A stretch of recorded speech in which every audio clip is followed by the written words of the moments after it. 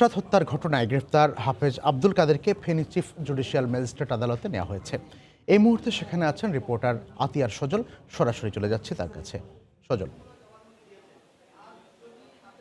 হ্যাঁ কবির, আপনি যেমনটা বলছিলেন, আজ ফেনীর আদালতে কিছুক্ষণ আগে এই মামলার যে নুসরাত জাহান রাফিকে পুড়িয়ে হত্যা মামলার অন্যতম আসামি এই নাম্বার যে তার ভাই নোমান বাদী হয়ে মামলা করেছিল ৮ জনের বিরুদ্ধে, সেই এজাহার নামীয় ৭ নম্বর আসামি হাফেজ আব্দুল কাদেরকে আদালতে ১৬৪ ধারায় জবানবন্দি দেওয়ার জন্য আনা হয়েছে। পিবিআইয়ের যে কর্মকর্তা তিনি কিছুক্ষণ আগেই তাকে নিয়ে কোর্টে হাজির হয়েছেন এই আদালতে।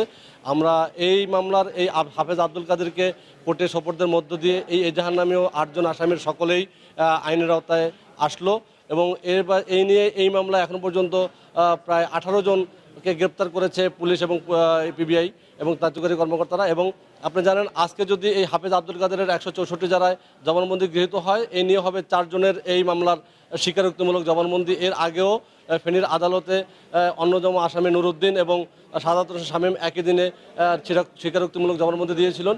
গতকালকেও এই আদালতে এক আসামি আব্দুর রহিম শরীফ নামে আব্দুর রহিম নামে একজন সে আদালতে স্বীকারোক্তি দিয়েছিলেন।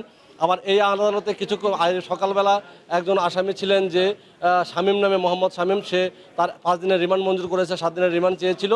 সব মিলে এই মামলার এখন পর্যন্ত 18 জন প্রধান যে আসামি রয়েছে, অধ্যক্ষ সিরাজউদ্দৌলা সহ 18 জন আসামি এর আওতায় এনেছেন। আমরা বাদীপক্ষের আসামি যে ওই অ্যাডভোকেট ছিলেন, যে আইনজীবী মোহাম্মদ শাহজাহান সাজু, তার সাথে কথা বলেছিলাম কিছুক্ষণ আগে।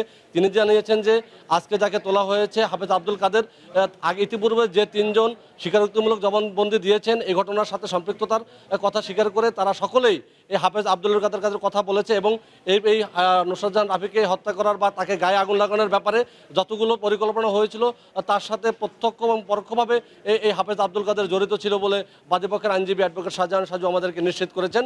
এবং আরও জানতে পারবেন কিছুক্ষণ মধ্যে, যেখানকার যে চিফ জুডিশিয়াল ম্যাজিস্ট্রেট মোহাম্মদ শরাফুদ্দিন আহমেদের আদালতে তার স্বীকারোক্তি রেকর্ড চলছে।